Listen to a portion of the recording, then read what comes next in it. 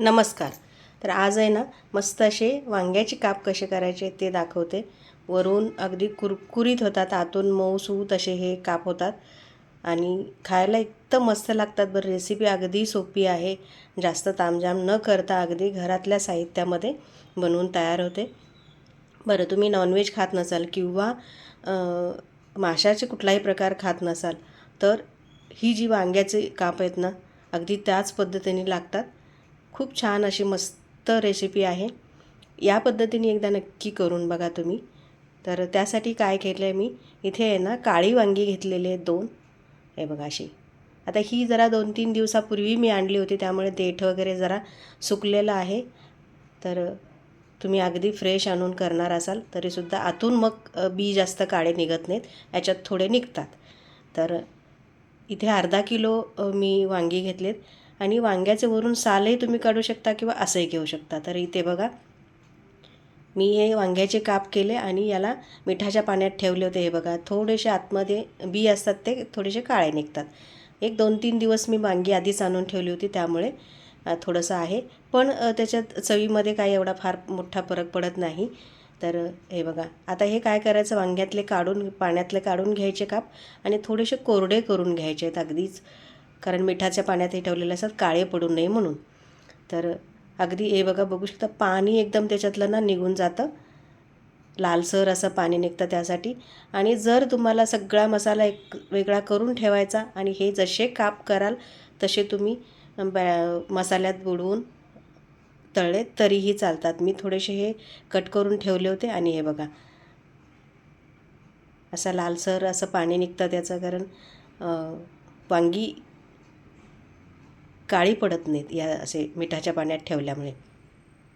आता हे सगळे काढून घेते मी. पाणी थोडंसं निथळून घ्या, अगदीच पाणी ठेवू नका, किंवा मग एकदम सुती कपड्यावर ठेवून त्याचं पाणी टिपून घेतलं तरीही चालेल. आता एका वाडग्यामध्ये याला लागणारा मसाला तयार करूया. 1-2 मोठे चमचे धने घेतले, धन्याची पूड घेतलेली आहे. तुमच्याकडे नसेल तर मग धने बारीक केले तरी चालेल. इथे 1 मोठा चमचा भरून गरम मसाला घेतला आहे आणि इथे मी लाल तिखट घेतले. लाल तिखट म्हणजे हे मालवणी मसाला घेतला आहे मी. तर तुमच्याकडे मालवणी मसाला नसेल तर लाल तिखट वापरलं तरी चालतं. चवीपुरतं मीठ घालायचं आणि इथे कोथिंबीरही वापरू शकता बरं का. आता माझ्याकडे शिल्लक नाही त्यामुळे मी वापरली नाही, पण तुमच्याकडे असेल तर अगदी नक्की याच्यामध्ये कोथिंबीर घाला. आणि याला थोडं थोडं पाणी घालून छान सरसरीत हा मसाला तयार करायचा. अगदीच जास्त पाणी घालू नका किंवा एकदम कमीही घालू नका, कारण मग मसाला तो कापापासून सुटतो. त्यासाठी अगदीच सरसरीत असं करायचं. एक 3-4 चमचे, मोठे 3-4 चमचे पाणी घालून याला मस्त असं हे मसाला बनवून घ्यायचा. मग तुमच्याकडे अख्खे धने जर असतील तर मग सगळे मिक्सरच्या भांड्यामध्ये हा सगळा मसाला पाणी घालून तयार करू शकता. आता याला लावण्यासाठी रवा घ्यायचा आहे. रवा घ्या किंवा तुम्ही तांदळाची पिठी वापरली तरी चालेल. इथे मी बारीक रवा वापरते. जाड रवा असेल तर मात्र मग मिक्सरला थोडासा बारीक करून घ्या. रवा घेतला इथे मी आणि थोडंसं लाल तिखट आणि मीठ घेतलं चवीपुरतं. म्हणजे ह्या रव्याला पुरेल एवढंसंच घेतलं आहे. आपण मसाला केला आहे त्याच्यामध्येच व्यवस्थित घेतलेला आहे. हे बघा, मस्त असं बारीक अगदी रवा घेतलेला आहे मी तो. हा बारीक रवा घेतला आहे, बघू शकता. तुमच्याकडे जाड असेल तर थोडासा मिक्सरला बारीक करून घ्या. आता काय करायचं, हा मसाला जो केला की नाही आपण, तो ह्या कापांना असा लावून घ्यायचा वांग्याच्या. दोन्ही बाजूनी छान लावून घ्यायचा.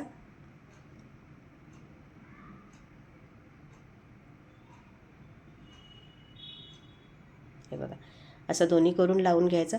थोडंसं हाताने दाबून घ्यायचं आणि याला रव्याच्या जो मिक्सर रव्याचं केलं की नाही त्याच्यामध्ये घोळवून घ्यायचं.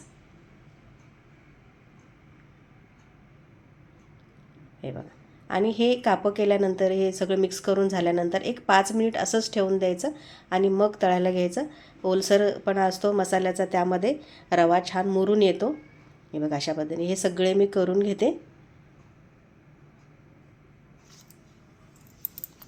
हे बघा, हे सगळे करून घेतले मी रव्यामध्ये आणि एक 5 ते 10 मिनिट याला ठेवून द्यायचं आणि मग फ्राय करायला घ्यायचं. आता पॅनमध्ये 2 ते 3 चमचे तेल घातलं. तेल जास्त घालू नका आणि शक्यतो नॉनस्टिक तव्यावर केलं तर पटकन निघेल. हे जरा लोखंडाच्या तव्यावर किंवा इतर कुठल्या तव्यावर केलं तर ते चिटकून बसतात. थोडंसं रवा घातलेला असतो, त्यापेक्षा नॉनस्टिकवर केलं तर पटकन निघून येतात. 2 ते 3 चमचे तेल घातलं मी आणि यावर आता हे काप ठेवून शॅलो फ्राय करून घ्यायचे. डीप फ्राय करायचे नाहीत, कारण डीप फ्राय केलं की तेलात हा मसाला निघतो. तेव्हा गॅस मंद ठेवून शॅलो फ्राय करून घ्यायचे.